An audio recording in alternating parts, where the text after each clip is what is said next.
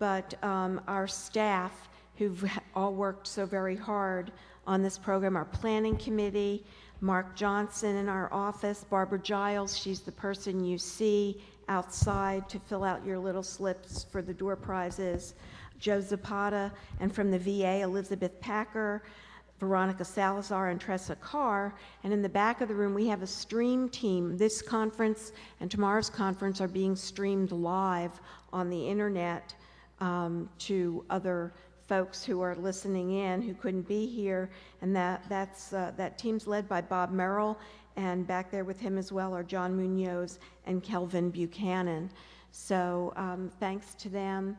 And do you want to do, okay. Next part of our presentation, and the last one for the day, we are going to be having a panel discussion, and we've asked the panelists to bring information with them about some of the most difficult cases they've had.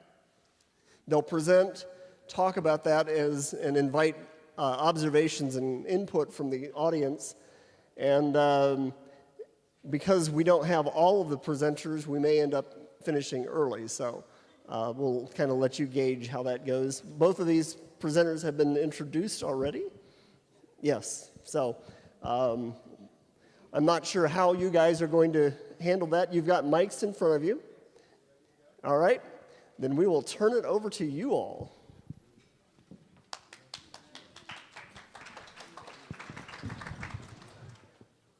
Okay, good afternoon. That's better. Okay. Well, I'm Dr. Ted Suh, a geriatrician, and I'd like to welcome you to this last part of today's conference. We'll be presenting some cases and talking about actually sort of surgical geriatric pearls. Okay, so surgical, but you know, again, we're going to sort of use this as a wrap up for various things. Okay.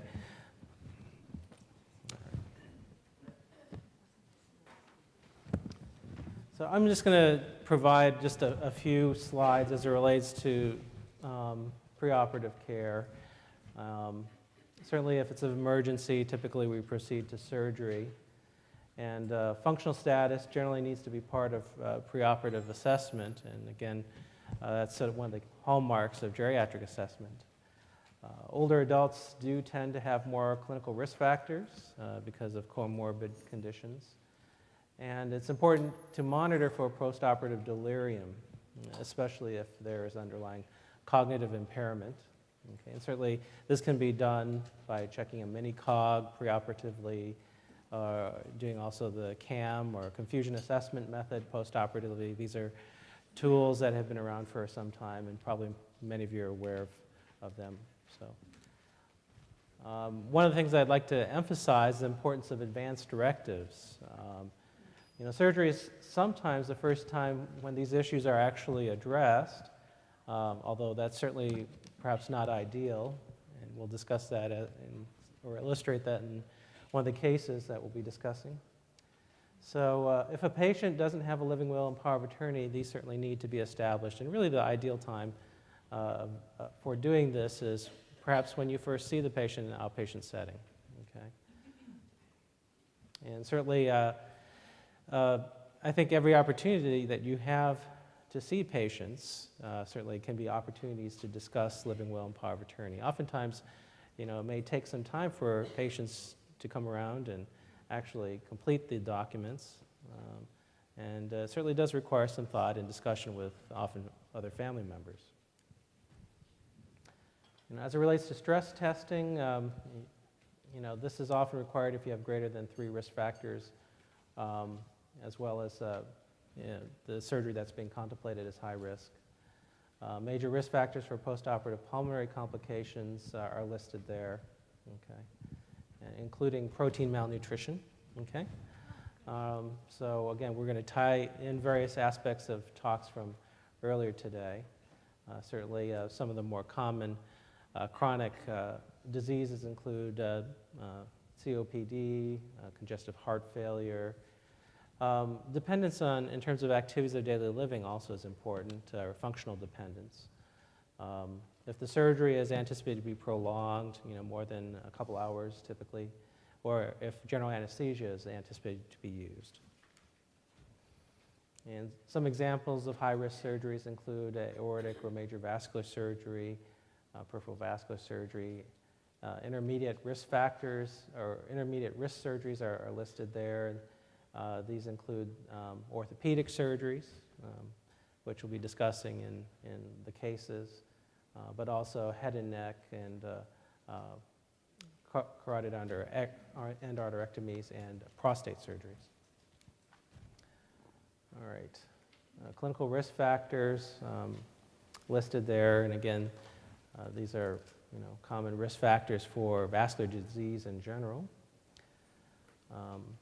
And most older adults will generally have at least one risk factor, meaning that beta blockade will generally be needed unless it is minor or emergent surgery. Okay. So these are some of the commonly ordered tests, and poor nutritional status certainly can impair wound healing, and my colleague, Dr. Dunn, will be certainly talking or commenting about that. So with that, I'd like to talk a little bit about medications. Okay. Preoperative beta blockade is only necessary for intermediate or high-risk surgeries. Typically, we stop antiplatelet therapy 5 to 7 days before surgery. And after coronary artery bypass, typically it's recommended to start aspirin within 24 hours after surgery. There's a recent study that also suggests that for patients who are on warfarin, that should also be resumed within 4 days of the surgery. For patients over age 60, typically we start DVT prophylaxis after most types of surgeries, generally intermediate risk or greater. And on the day of surgery, we typically withhold diuretics and oral hypoglycemic agents. Oftentimes patients may not be back to eating a regular diet, and certainly because of their immobility, giving them diuretics can be problematic from the standpoint of toileting. So this was mentioned earlier, and I just wanted to highlight some of the medications that are of particular risk in older adults. So this is a partial listing of the Beers list, okay, and certainly if you're interested in looking at the whole list, you can go to the American Geriatric Society website, where they have the most recent updates on the Beers list. And you can download it to your cell phone. That's right. Okay. Download it to your Android. Yes, talking about technology. Yeah, so I think there's an app. There's an app for that, yes, for the Beers list. Okay, so thank you for mentioning that. But I do want to highlight some of the medications on the Beers list, especially antihistamines, the first generation ones. The prototypic example is diphenhydramine or Benadryl. Okay. With the Beers list, typically these are medications that for which they tend to be older. Oftentimes there are newer, safer alternatives that exist. Okay, so really these medications probably should not be used, if at all possible. Also nitrofurantoin, that's something that we commonly see, especially in long-term care settings, especially in patients who have a history of chronic or recurrent UTIs. Okay. Alpha blockers, like doxazosin, also AllHat, which came out, more than 10 years ago, suggested, there's a high risk of orthostatic hypotension with these drugs. Anti-arrhythmics, especially amiodarone.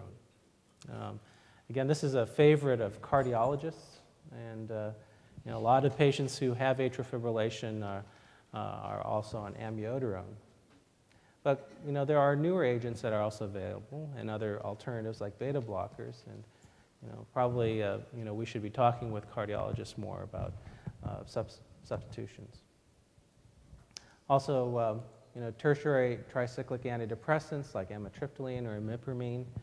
Certainly there are newer agents, also more effective as well as have less side effects. Megestrol, Megace, we often see this also in long-term care settings. a lot of people forget that this is a steroid and hence has a thrombotic risk associated with it. And in terms of the actual studies, the amount of weight gain that is obtained is generally minimal or modest. Okay. So, certainly there are other things that can be tried. Perhaps Dr. Dunn might want to comment about some of the alternatives. Not really at this time? Okay. We'll talk about it more maybe in the course of the case. But, and then finally there's mepridine or Demerol, okay? Certainly, has neurotoxicity associated with it. Does increase the risk for delirium in patients who are hospitalized. So again, probably should not be using that. Okay. So we have a couple cases, and I'll go ahead and read these for you, and then we'll stop and sort of open the floor up to discussion. Okay, at the end of each slide. So the first case is about an 82-year-old lady after a fall, which she had yesterday, and sustained a right hip fracture and is going to get hip fracture repair. So her past medical history includes hypertension, diabetes, atrial fibrillation, osteoporosis, urinary incontinence, as well as allergic rhinitis. She has had hysterectomy and appendectomy. Family history significant for osteoporosis as well as dementia, and she is a past smoker. Okay. So any thoughts about what her surgical risks are and what some things that we should consider prior to her going to surgery? Say that again? Okay, so we certainly are interested in her medications, and we'll see those in the next slide. But yeah, thinking about what kind of medication she may be on based on her past medical history. Yeah. Smoker. So she may have some underlying lung disease, perhaps. What was her level of functioning prior? Okay, very good. Yeah. In terms of ADLs and IADLs, what was she doing for herself prior to that? And certainly we'll get to that. Mm-hmm. Sure. Right. So she definitely has some vascular risk factors. Okay. Yeah. She's widowed, it says. So questions about her living situation. And there was a question about her. Yeah. Sure. Sure. So in terms of her chronic medical conditions, how well have those been controlled?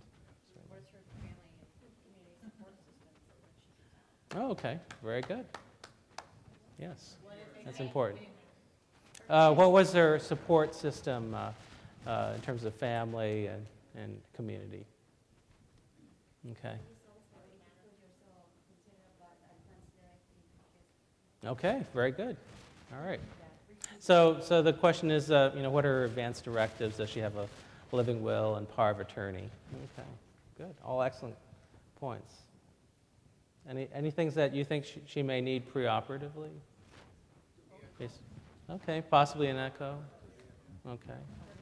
A 2D echocardiogram is something that was suggested, so some preoperative testing. Okay. Carotids, okay. She has some vascular risk factors, whether she has carotid disease. Okay, so maybe body mass index, weight. Okay. Arterial blood gas, maybe as it relates to her lung function. Yes, on the side there. Oh, okay, you're just scratching. Okay, that's all right. Okay, all right, okay. All right, yes, Dr. Dunn. I think we should put TED hose on her preoperatively and put on those undulating, air-filled, what do you call those? SCDs. What does that stand for?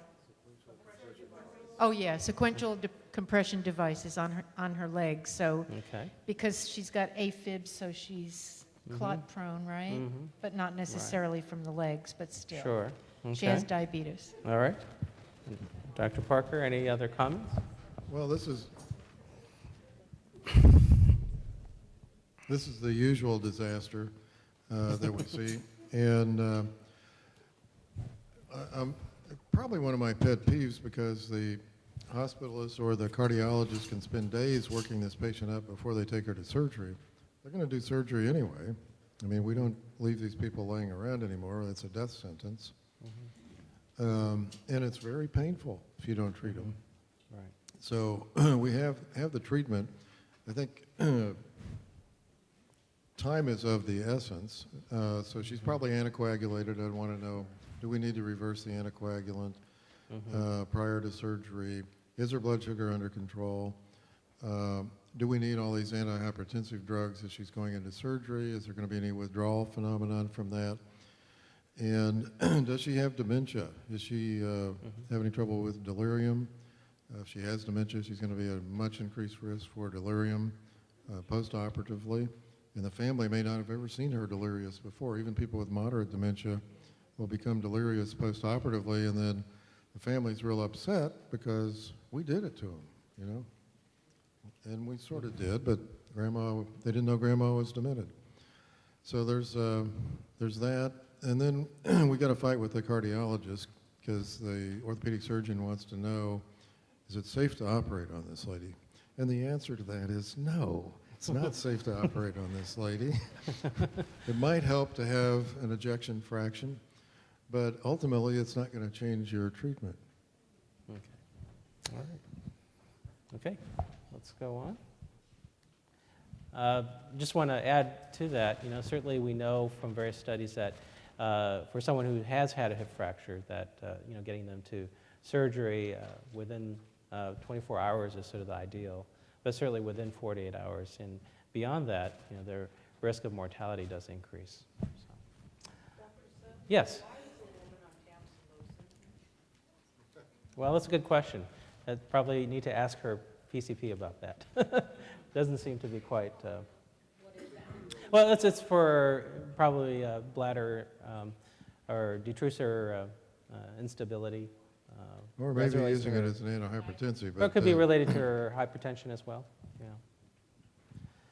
Yeah. So she's allergic to sulfa, and her medications include aspirin, lisinopril, metoprolol, metformin, warfarin, alendronate, calcium, vitamin D, tamsulosin, and cetirizine. Okay.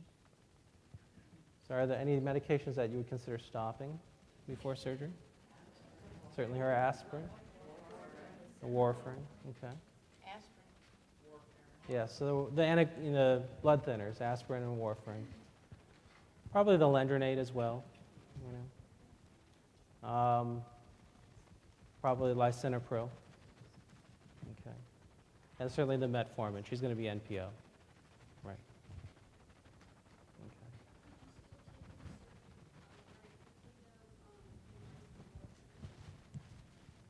Well, it sort of depends on what her INR is. You know, certainly if she's super therapeutic, then that will probably need to be reversed.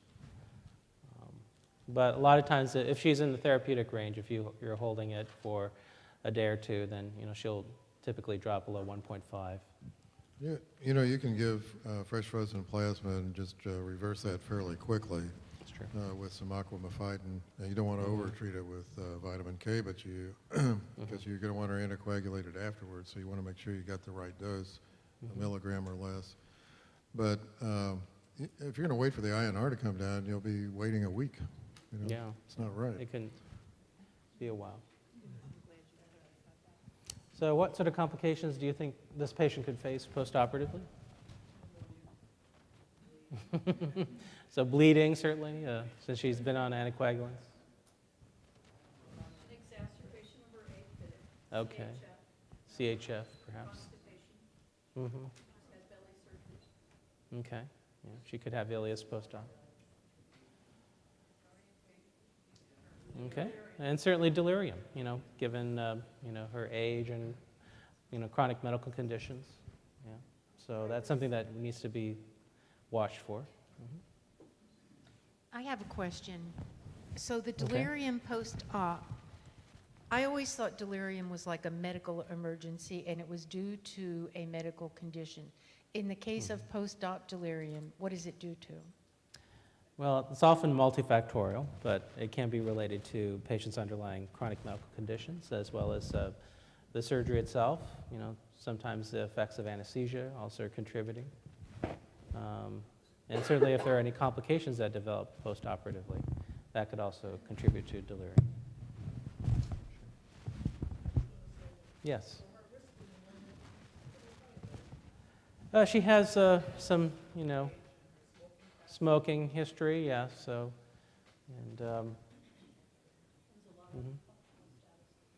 right.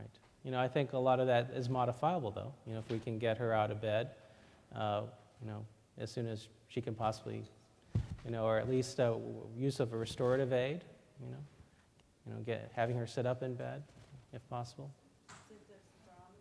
Incentive spirometer use, perhaps, yes. Even though somebody is that age and they have all these particular problems and stuff, and the risk of the surgery is real high, you would not do the surgery, would you? No. As Dr. Parker mentioned, you're going to go ahead and operate, but what you do want to do is try to address the risk factors that you've identified. Okay. Well, I've taken care of patients before they've had a non-displaced fracture, and then you're just dealing with all their risk factors and pain and therapy.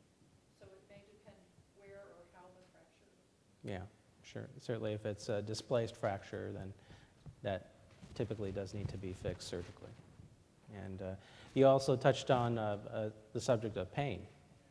Certainly a lot of patients postoperatively can have pain, especially after hip fracture repair. So anticipating that she may need pain medication postoperatively. And certainly, with use of certain pain medications, there may be other risks associated with that, certainly like constipation with opiate narcotics. So did anyone check her nutritional status when she came in, and maybe her dentition? Okay, that's a good thought. Okay. Did she take out her dentures? Okay, yeah. Yeah, what is her nutritional status? Okay. What's that? I said her pre-op nurses did. Yeah, there you go. Sure, okay. So certainly, if there is a problem with protein malnutrition, making sure that that gets addressed, as soon as she's capable to start eating again. Tell us how we can identify protein malnutrition. Okay. Well, certainly that can be determined through laboratory results to some extent. Certainly albumin is part of a comprehensive metabolic panel, and that does give you some indication along with the total protein of a patient's protein reserves. And there's also other markers like prealbumin, sometimes transferrin, that are also used in the acute care setting for monitoring protein status.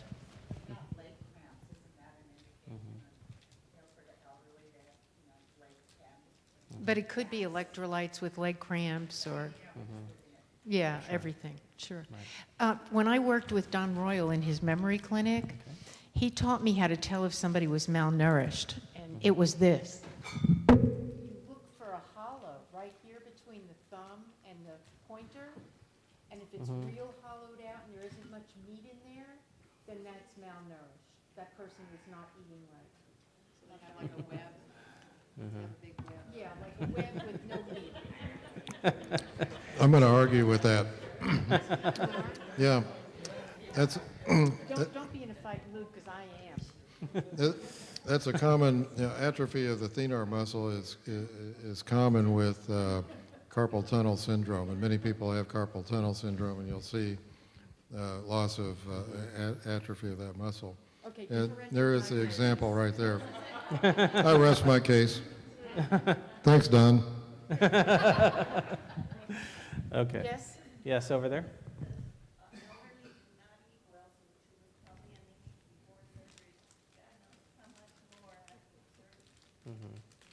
Gotta watch. Yeah, they probably do real frequent follow on the red blood count and the hemoglobin.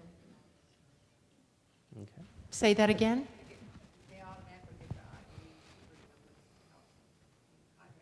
Yeah, the hydration, you mean? Mm-hmm. Yeah, that'd be automatic. They'd keep a vein open. All right, any other comments regarding this first case? What? Sure.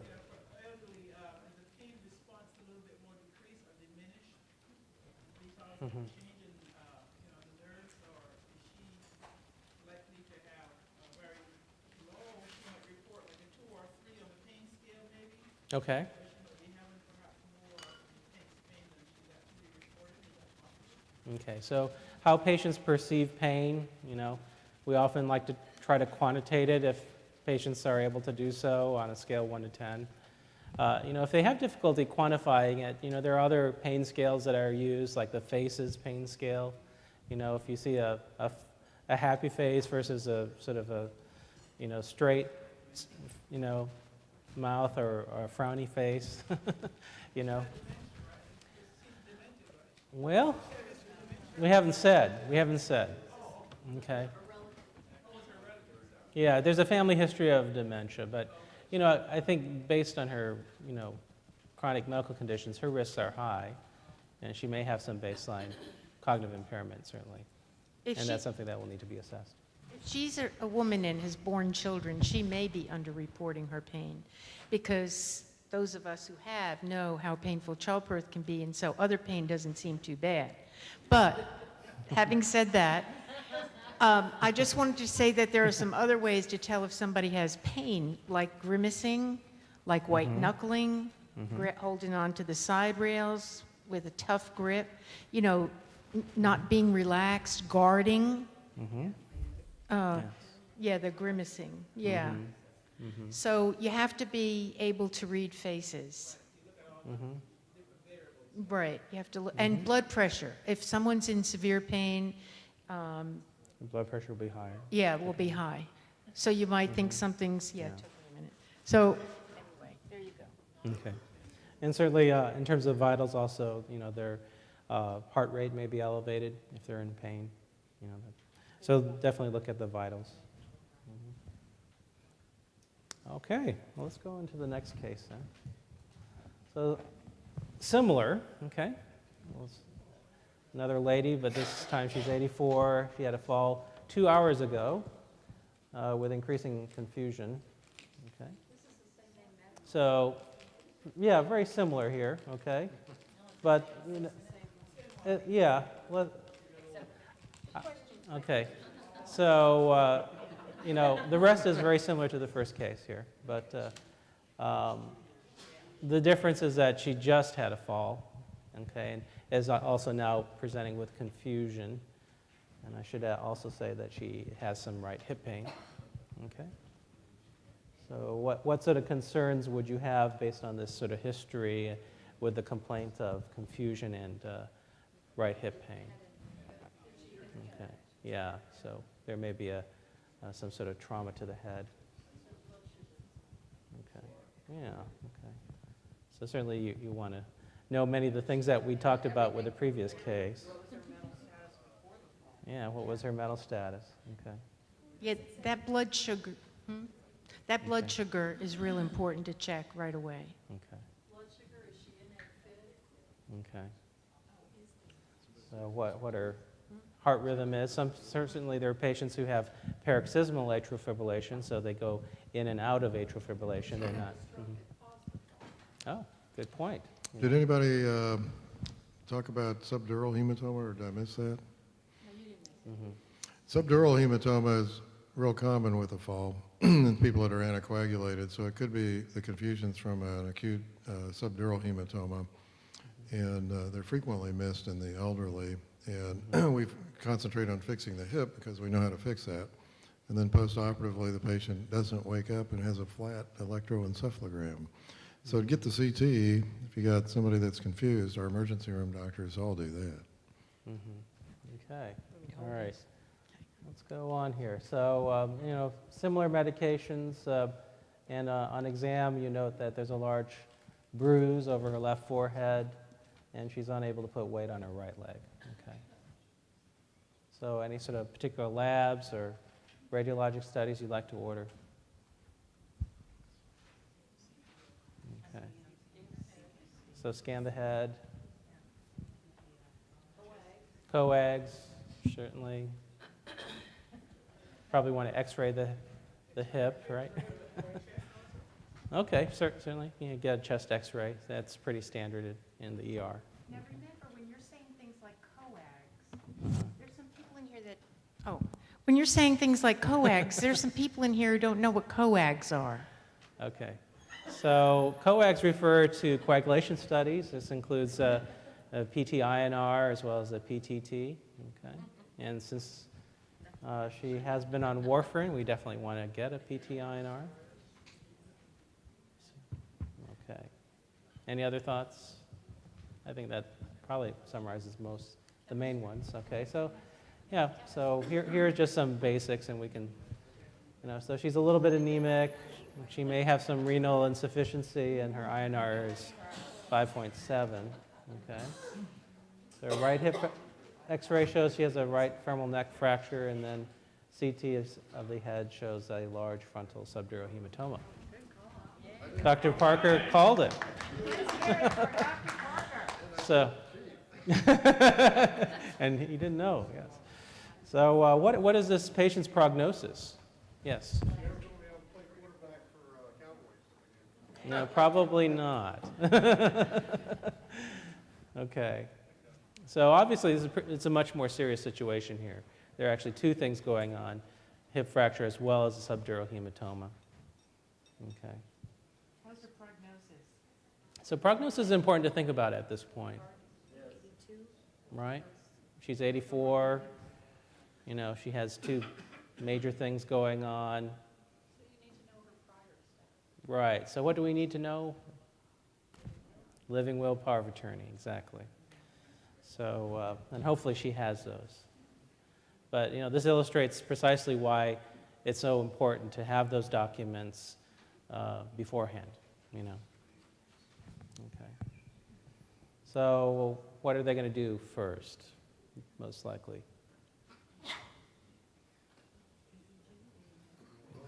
They're going to drill a hole, right? Drain that hematoma, yeah. So that's important. That takes precedence over the hip fracture, although you want to, obviously, that's true. That's it. That's exactly right. Good point. So we have to actually address the INR. That's right. She's super therapeutic. She's going to probably need some fresh frozen plasma and also some vitamin K. Okay. Any questions, comments?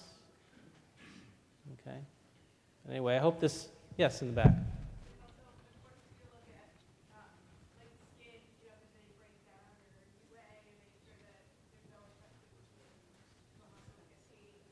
Mm-hmm. Sure. We want to, make sure that there isn't any other trauma from the fall, like skin tears. We need to get the family, well, she has a sister. Mm-hmm. There's another family, but it needs to be maybe a social worker Mm-hmm. and palliative care consult for her because long-term care plans are on discharge plan. Sure. Yeah. Those are all excellent points. Getting the social worker involved at this point, you can anticipate that's definitely going to be necessary. Contacting the family, letting them know what the situation is. Yeah, that's definitely a priority right now. Yes, in the back.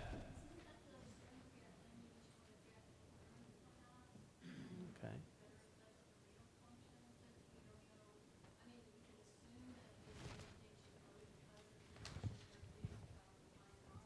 Mm-hmm. Yeah.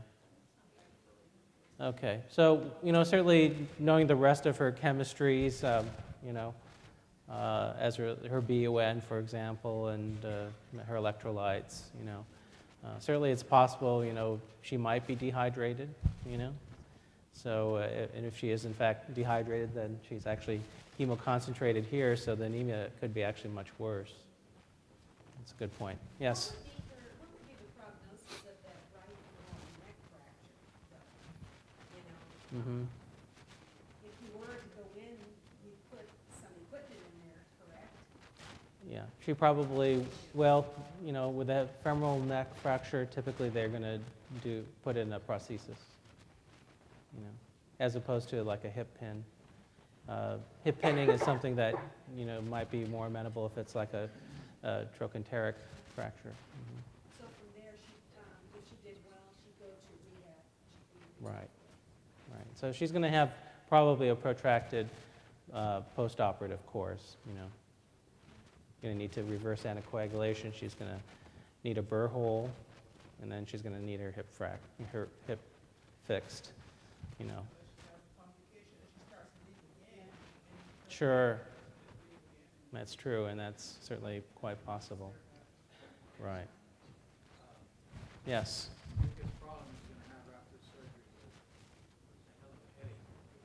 Yeah. Mm-hmm. Mm-hmm. Mm-hmm. Sure.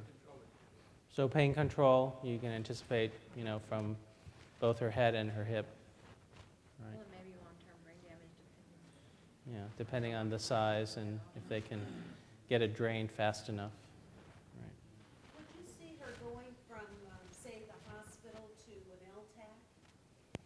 Certainly possible. I mean, these are two catastrophic events, if you will.